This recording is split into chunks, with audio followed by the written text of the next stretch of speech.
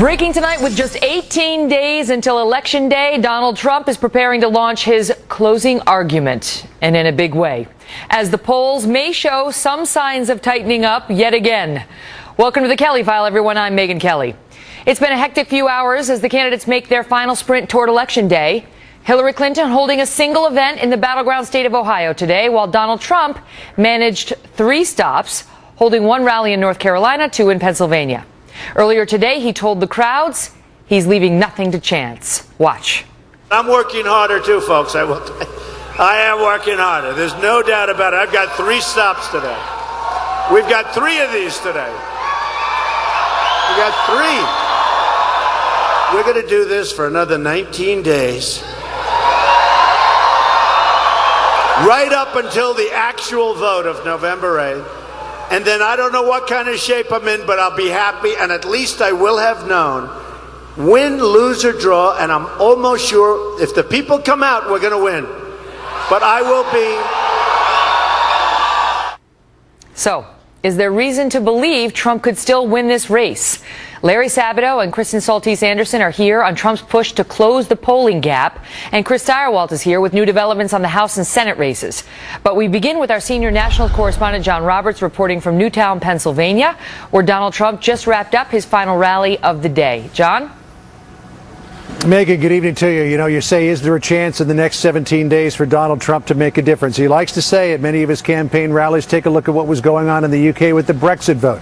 All the polls showed that the no's were going to win, and then the yeses won in the end, and he believes he can do the same thing with just a little more than 2 weeks to go now until people go to the polls en masse. Of course, there's a lot of early voting between now and then as well. Tomorrow in Gettysburg, Pennsylvania, very famous place for political speeches, Donald Trump will begin to make his closing arguments. He is going to wrap together all in one place in one speech all of the plans that he says he has for America in the first 100 days of his presidency, and what he will do beginning the day that he walks into the Oval Office after taking the oath of office on the west front of the Capitol, should he be so lucky as to win the presidency. Just a few minutes ago here in Newtown, he gave us an idea of what will be in that agenda. Listen. Apparently we don't have that, so I will tell you what he's going to do. He's going to talk about tax reform, rebuilding the military, repeal and replace Obamacare, which is a promise he's made in the campaign trail, reduce regulation that he says is handcuffing America's energy producers. He will begin to renegotiate trade deals. He'll begin to get rid of the Iran deal and renegotiate that.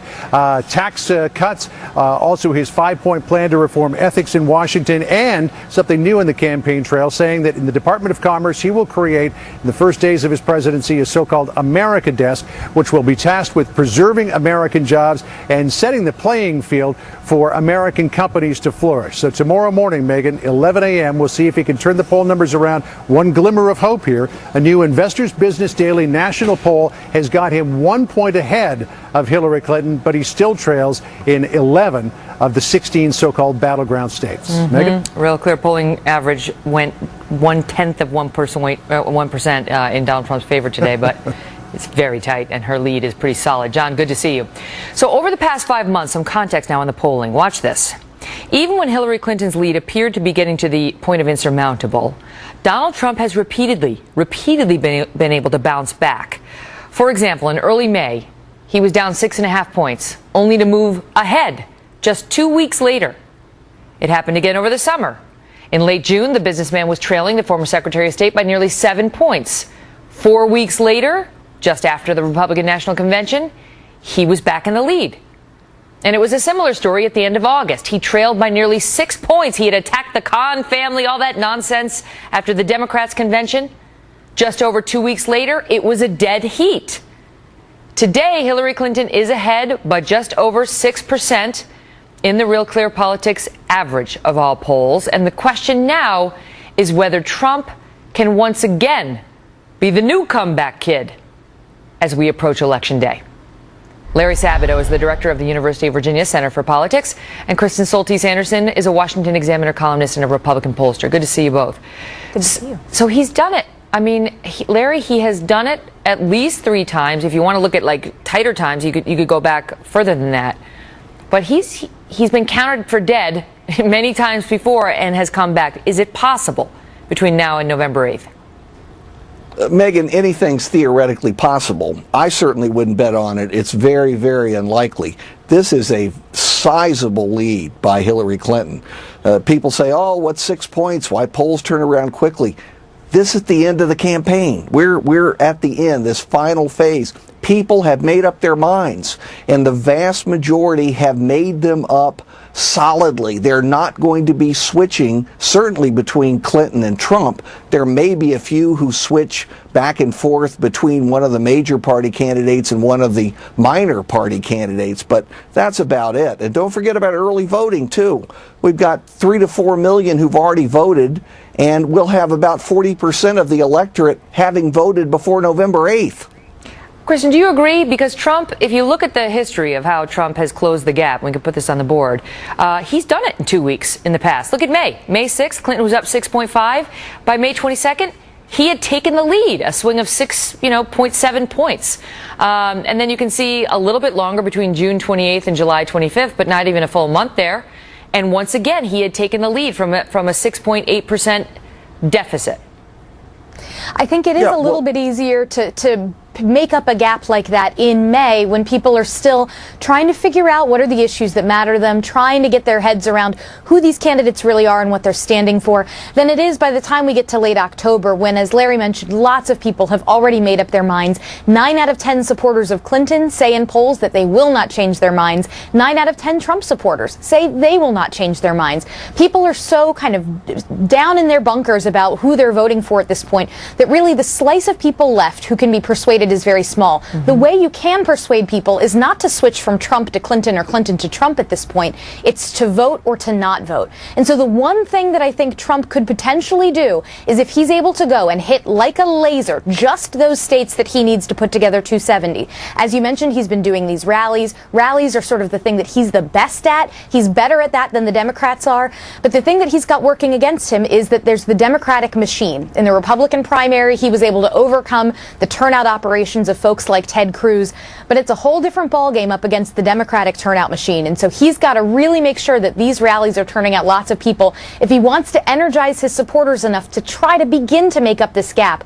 But ultimately, I'm with Larry. I think that it's highly unlikely that he's able to pull it off. And if he does, he's got to focus like a laser on just the states he needs to win. What about it, Larry? Because one of the times he managed to close that gap, as we looked at that chart, was right after September 11th when she collapsed, and when she physically collapsed, and then her polls collapsed.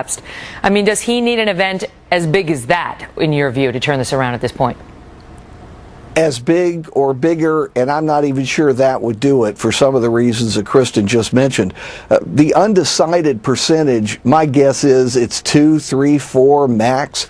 And from experience, we know that half of them won't vote. They don't show up. They're conflicted or they're not used to the voting procedures. And of those who vote, the tradition is that they break about in the same proportions as the electorate as a whole. So, no, I don't believe that people who are intending to vote are not going to vote at this point. I just don't buy it. So I have this question for both of you. I'm actually going to ask you of Larry first, though. What do you think was the moment that did it for Trump? You know, he surged and then he fell back, and he surged and then he fell back. And then, you know, what was it in your view? If this is how the election pans out, was there a moment? Well, if you're going to pick moments in the general election, you would start with the first debate. And just about everybody agreed, and certainly all the random sample polls did, that Hillary Clinton won that easily. And, you know, the second debate was closer. The third debate, it was really the controversy about whether or not he was going to acknowledge the vote once it had been cast. And let's not forget about the Access Hollywood tape and the other events that occurred after that. So it's a combination of things, but also it's the basic party ID and the demographic leaning of the new America. Yep. Kristen, give you the last word. If you take a look at polls from over a year ago, it tended to show Donald Trump trailing Hillary Clinton by around 5 points. So this is, as Larry mentioned, a race that in some ways has been baked in for a long time, that Democrats have a slight party ID advantage. And so Donald Trump really needed a big moment to change things. And I think right after both of the conventions was the moment when that would have been his chance if he wanted to lock this in and change the game. But Hillary Clinton's post-convention bounce lasted way too long. He was unable to stop that momentum, and I think things got pretty solid from there. We shall see. He has surprised everyone before. It's great to see both of you. Great to see you. Thanks, Megan. Well, we're also getting some new information tonight on how the 2016 White House race could affect the balance of power in Congress. Joining us now, Chris Stirewalt, co-host of Perino and Stirewalt. I'll tell you what. All right, Chris, so now people are starting to panic on the Republican side, saying, holy crocono, as you would say. I'm so proud of you, counselor. I never thought in all my days I'd get to hear you say that. They're getting a little worried about the down ballot situation. Not as much in the House as in the Senate, but in the House, too. Is that a real fear? Yeah, it's getting to be. So it basically goes like this. For the House, it generally reflects what is happening at the top of the ticket. The Senate, as we've seen this time, individual Republican senators like Rob Portman in Ohio, Marco Rubio in Florida, have been able to rise dramatically above Trump's poll numbers and outperform him in those states. And so the Republicans are feeling more confident, interestingly enough, about their chances to limit the Democrats to fewer than 4 seats picked up, and that they might be able to hold on to the Senate. But on the House side, you see much more correlation with the national popular presidential vote. And if that's the case, the Republicans have 30 seats of a majority. That looks like a great deal. But if things go all whopper-jawed, if this falls apart, then you could see that perhaps in danger. All right, so assuming they don't lose, a net loss of 30, the Republicans in the House, and they just, let's say they lose 20, yeah. But they still have the majority. Do we care? I mean, how much of a difference does that make?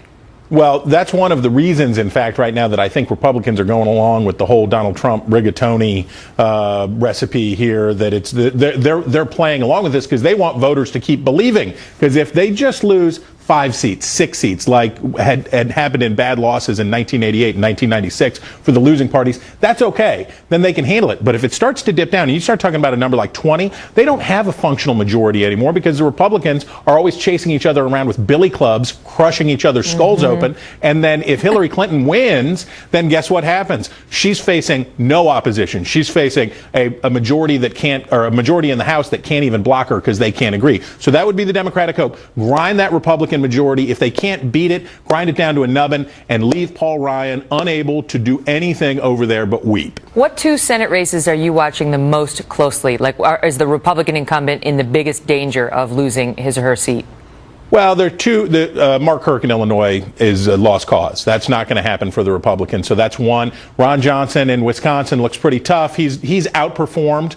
So those are 2. Kelly Ayotte in New Hampshire and Pat Toomey in Pennsylvania are sort of the waterline on the Senate. If they can fight back, they're starting to feel some downdraft from Trump in those blue states. Kelly Ayotte's now 8 points below, according to the latest poll. She's 8 points behind for the first time.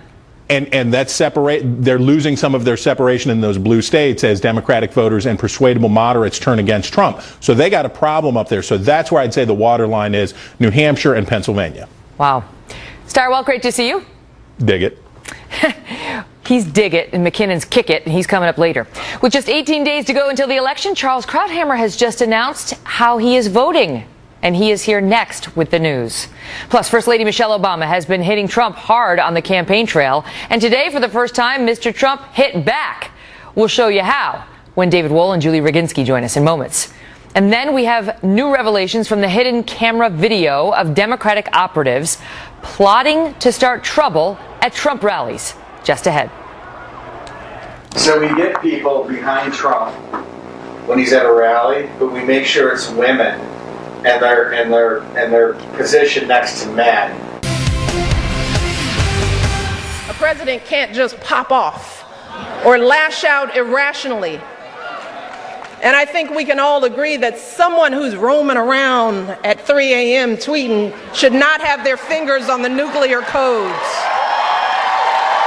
We all know that if we let Hillary's opponent win this election, then we are sending a clear message to our kids that everything they're seeing and hearing is perfectly okay. We are validating it. We are endorsing it. You do not keep American democracy in suspense. Because look, too many people have marched and protested and fought and died for this democracy. That was First Lady Michelle Obama and some of her remarks from a series of campaign trail appearances where she has hit Donald Trump as dangerous for the country. Tonight, for the first time, Mr. Trump is responding. We have a bunch of babies running our country, folks. We have a bunch of losers. They're losers. They're babies. We have a president, all he wants to do is campaign. His wife, all she wants to do is campaign. And I see how much his wife likes Hillary. But wasn't she the one that originally started the statement, if you can't take care of your home, right? You can't take care of the White House or the country? Joining me now, attorney David Wohl, who's a Trump supporter and a Fox News contributor, Julie Roginski, who's a Democrat. Good to see you both. Great to see you. So people lost it when Trump responded. Now, there's a question about whether he has accurately quoted Michelle Obama, which we can get to. But let me just start with you, David, on the people who are like, what is he doing? You don't attack Michelle Obama. She has huge approval ratings, which she does. Don't go there, especially because you have a woman problem. Was he out of line? So she can launch a verbal barrage of verbal missiles at Mr. Trump, and he's supposed to just sit there and take it, I guess, Megan. No, there's going to be blowback, as there always is. Look, she's a well-spoken, brilliant woman. She's inserted herself into the political process on numerous occasions, and when she goes after Trump, he's going to hit back. Now, what Trump said, as I recall, it was referring sort of, at least in a double entendre way, regarding Bill Clinton's philandering and womanizing and the alleged sexual assaults. But let's assume that it wasn't. Let's assume she was, the statements were regarding child care, Megan. Just wait, and the fact can that you the just pause Obamas there, David, because I want to tell them what we're talking about. Let me just... Sure, no, I got it. So what she had said, this is back in 2007, Michelle Obama said, one of the things, the important aspects of this race is role modeling what good families should look like. And my view is that if you can't run your own house, you certainly can't run the White House. But then, apparently, she made similar comments on the stump in another appearance shortly thereafter, Julie, where she expanded and said, so we've adjusted our schedules to make sure that our girls are first. So while he's traveling around, I do day trips. Hence the confusion about whether she was initially at that first appearance taking a shot at Hillary or whether she's just trying to say this is how Barack and I do it. Well, look, I mean, if you take her at her word as to what she was saying, you read the totality of her speech in Iowa, which I did. She was clearly talking about the fact that they were a new family to America. She was introducing herself and her husband to the American voter and talking about how they manage their family and talking about how they manage campaigning for president while being parents of two young girls. So, you know, let's put that aside. I actually agree with David to this point. He has every right to attack Michelle Obama. She's fair game. Of course she's fair game. She inserted herself, as David said. She talks about him. She says not so nice things about him. He's, of course, more than entitled to go get back at her. I don't think it's smart politics, but it's not unfair. Why? And, well, because for the following reason. She is the most popular public figure in the United States right now. She's a woman. He's got a woman problem. And more importantly, by going after her, it brings up what she has said about him. And she's not a messenger he wants to re-engage. Because if we're looping over and over again, as we just did, her attacks on him, that's not good for Donald Trump. But the thing is, David, you tell me, I mean, we women do want to be treated equally. Trump gets into trouble when he starts, you know, calling us sexist names. But when he attacks a woman, not on the basis of any sort of women terms, if you will, but just like, I don't like her, or she's not smart, or she's what. That's fair game. He can attack women, right? That is equality. Yeah. I mean, it's the major leagues. And let's assume that Michelle Obama was talking about putting her family first and politics second. I think the implication, Megan, was that Hillary Clinton puts her political ambition first and raising Chelsea second. That's even worse than the implication of womanizing and philandering by Bill. So either way you look at it, it was bad. And this is Trump taking a shot at Hillary Clinton, not so much at Michelle Obama, because this is what Michelle said. There's no disputing that. Yeah, but he was saying our country is being run by losers. We have a bunch of losers and babies running our country. And then he spoke about the president and the first lady. Political correctness has completely ruined things, Megan, and that's his bottom line. And that's why he's saying it ain't going to happen anymore. And by the way, I don't agree with the naysayers in the first two segments. I really believe this volatile campaign is flipping. Watch what happens in the next couple weeks. Well, I'm just telling you. Go ahead, Julie. I'll just say this. That loser that he was alluding to won a presidential election 2 times in a row. And so that's something that Donald Trump is not going to be doing next month. So let's start with that. And secondly, nobody's ever said, the people have said horrible things about Hillary Clinton. I've never heard anybody say she was a bad mother. That's a new one. even for me, and I've heard it all thrown at her. So I don't know where you're getting that information about her and Chelsea. She's had plenty. He's saying he's suggesting perhaps that's how Michelle meant it, right? Don't know about that. Okay, great to see you both. Also tonight, newly leaked campaign emails raising tough new questions about the Clinton Foundation and what was behind a multi-million-dollar donation from Morocco. Wait until you hear how much she got. And she promised them, and in exchange for what? And how many favors is she going to owe if she gets into office? Plus, Charles Krauthammer is announcing how he's going to vote. 18 days until the election, and tonight new details are emerging on how some Democratic operatives plotted to provoke violence at Trump rallies, all in an attempt, it seems, to make the Republican nominee look bad. Charles Krauthammer joins us in moments with his take on the final leg of this election. But first, Trace Gallagher reports on the new revelations from a hidden camera video by Project Veritas and James O'Keefe. Trace? Megyn, Project Veritas and its founder James O'Keefe have been criticized for releasing undercover videos that are highly edited, taken out of context, or both. So tonight we focused on what appears to be a complete question followed by a complete answer, where Democratic consultant Aaron Black is asked about things that make big impacts, such as an older woman being attacked at a Trump rally. The question seems to give Aaron Black an idea because he turns to his colleague and says this. Watch. Hey, Lauren. So we get people behind Trump when he's at a rally, but we make sure it's women and they're positioned next to men. We want images of the men bullying the women who are trying to hold their signs up. That's what I'm going to do. That is what we're going to do. That is the hit. Black goes on to explain how to bird dog, meaning to show up early at Trump rallies to agitate Trump supporters from the front row. Texas GOP Senator Ted Cruz is calling on the FBI to conduct a serious criminal investigation. Former House Speaker and Trump supporter Newt Gingrich calls it a, quote, willful effort to foment violence, to break up a presidential campaign, to intimidate voters. And the White House was also forced to weigh in after one of those accused of inciting violence on tape is Bob Kramer, a Democratic consultant who's been to the White House 342 times in the past 8 years, including 45 meetings with the president himself. White House Press Secretary Josh Earnest had no information about Kramer's trips to the White House, but said the president does not condone dirty tricks or inciting violence. And remember Shirley Teeter, the 69-year-old woman on oxygen who apparently made a big impact by claiming she was punched in the face by a 73-year-old Trump supporter? First, she said the man turned and cold-cocked her. Now that tapes have been released, she says he may have struck her accidentally. Neither the Clinton campaign nor the DNC has commented on the Project Veritas videos. Megyn. Unbelievable. Trace, thank you. Wow. Well, this election year has seen more than its fair share of scandals, controversies, leaked emails, ugly videos like that. It's featured brutal debates, crazy conventions. And after all of that, after the nonstop drama we've seen every day for more than a year, new polling shows Donald Trump and Hillary Clinton are exactly where they were with the voters 10 months ago.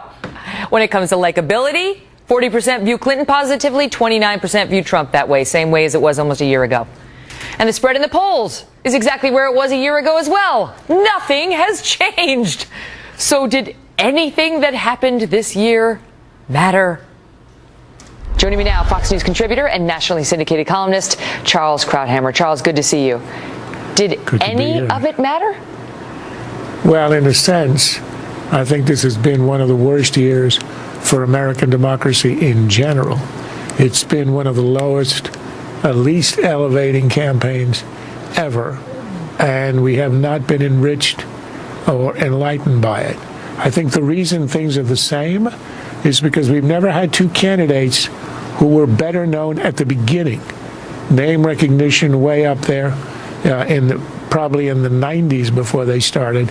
In other words, people knew who they were, and character is destiny. We got a year of them on the stage, and they basically showed us their character, which is what we thought it was at the beginning, untrustworthy, unfit in some cases, cynical, etc.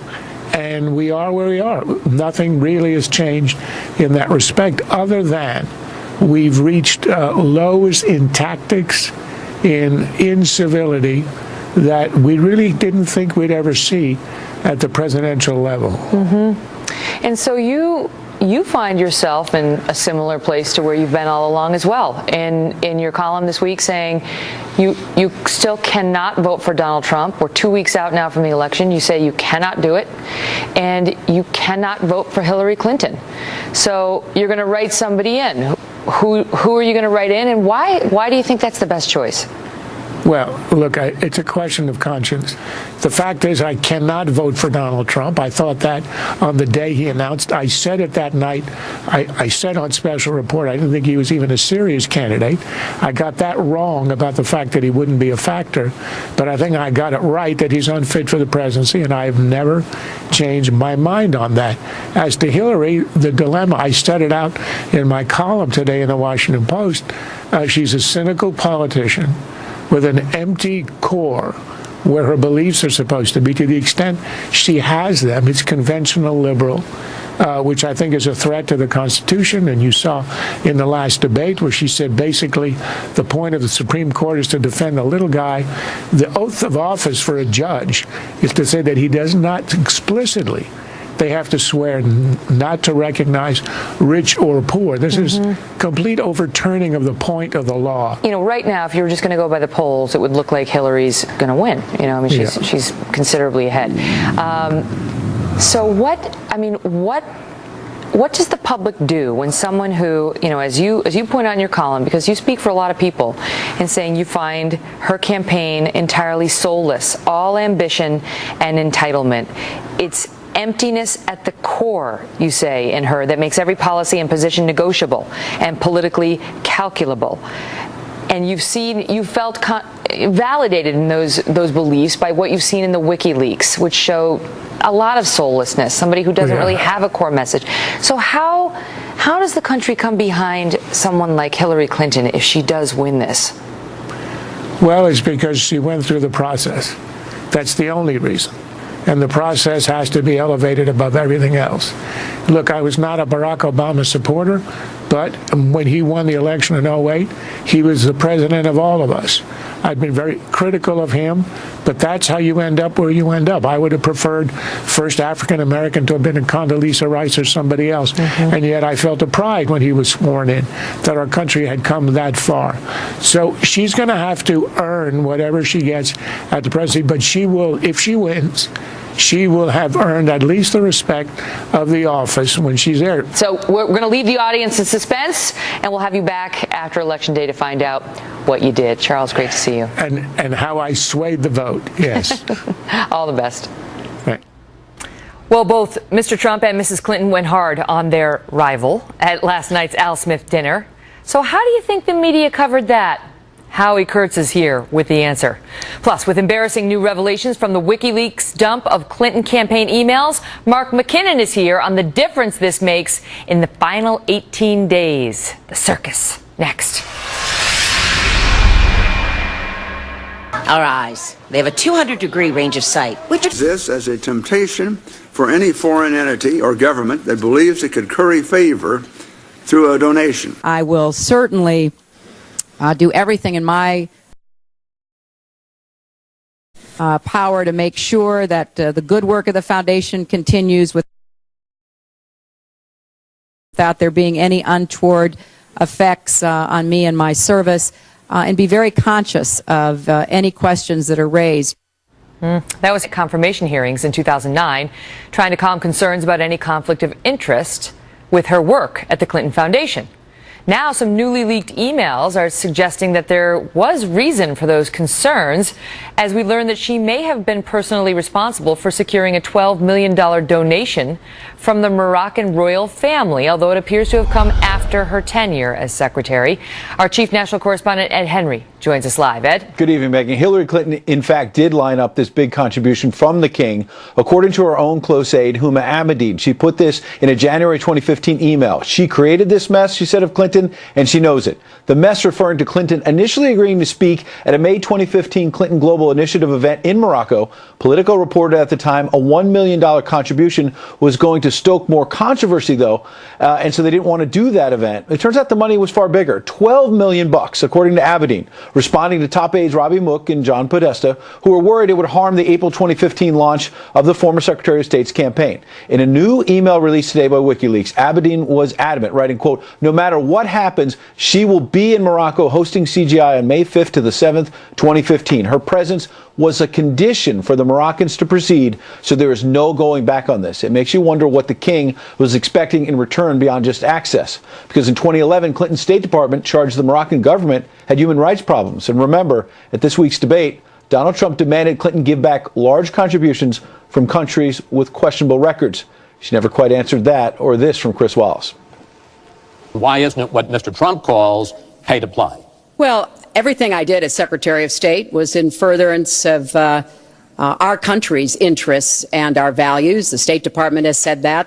Now, the Moroccan event ended up being led by Bill and Chelsea Clinton. Hillary Clinton did skip it, though she lined up that $12 million contribution. Clinton ally Lanny Davis told me the focus should be on the good work of the foundation, and he said Aberdeen's email should not be taken, quote, too literally.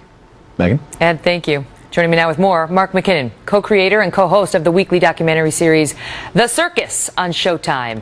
And he served as the chief media advisor to President George W. Bush. Mark, good to see you. Hi. So it's not that she necessarily violated that promise she made to the Senate, you know, by working this while she was secretary, because this happened after she was secretary. But the point is, the Clinton Foundation creates all sorts of conflicts for her.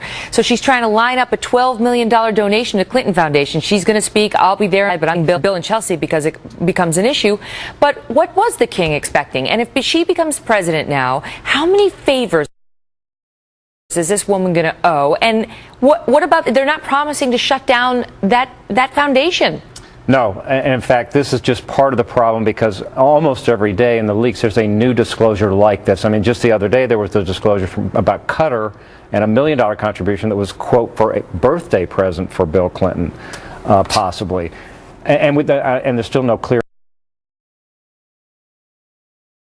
answer on that. And so we've had the debate, so there's no more debates to change the dynamic, and that's the real opportunity where the candidates have to move the needle in a significant way. So today's weekend, and it will be, the ones that have already come out haven't really been answered. If Donald Trump will simply get some message discipline and stay on this issue, there's some real opportunity here. But I'll challenge you on that, because in Trump's defense, you know, he comes after the media hard, and some of it is whiny, and you know, it's tough. It's tough to run for president. You get hit.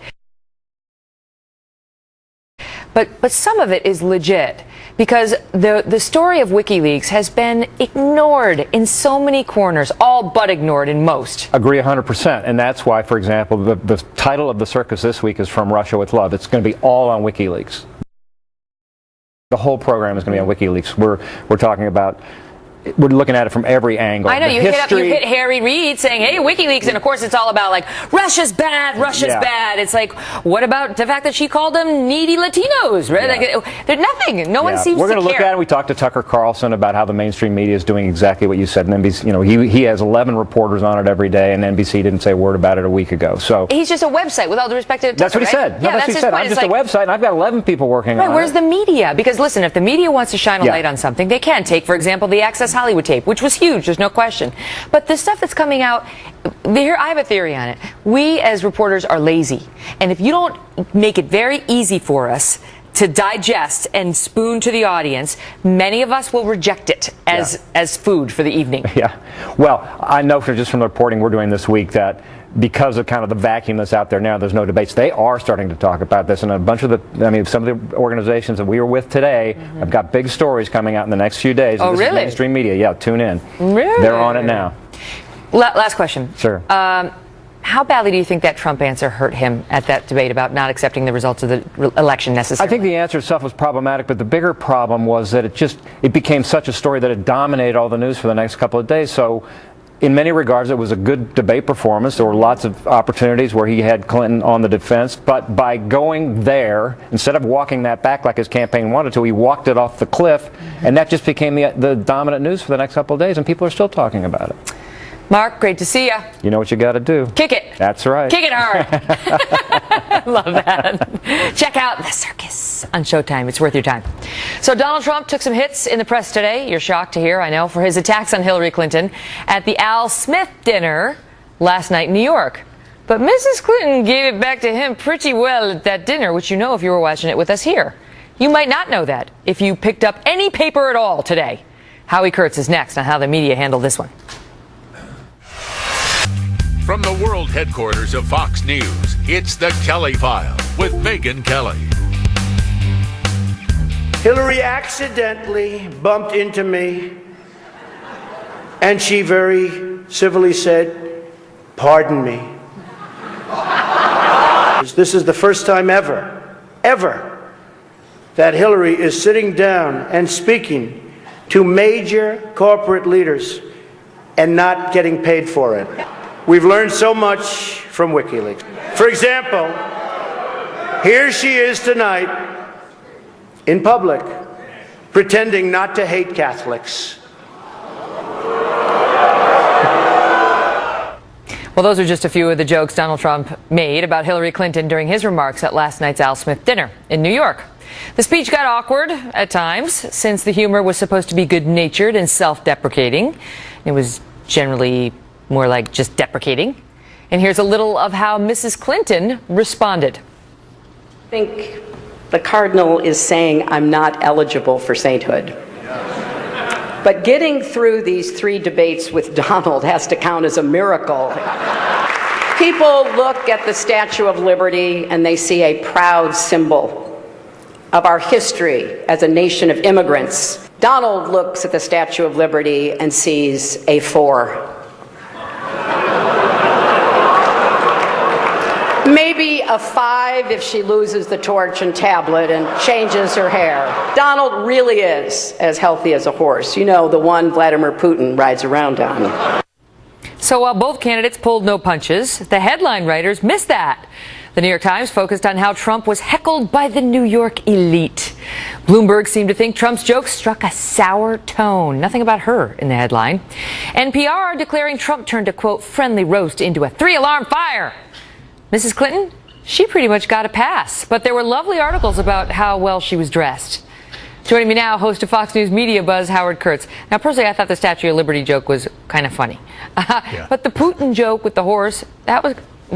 right? And there were others where she got pretty cutting, to suggesting that Barack Obama wasn't going to get into any gathering of Trump with former presidents because of his Muslim ban. Maybe it was that they're not good at delivering jokes, right? Like they're not funny. But you tell me whether this was biased coverage. Megyn, from watching the coverage over the last 24 hours, you would have the impression that Donald Trump walked into St. Patrick's Cathedral and spray painted the stained glass windows.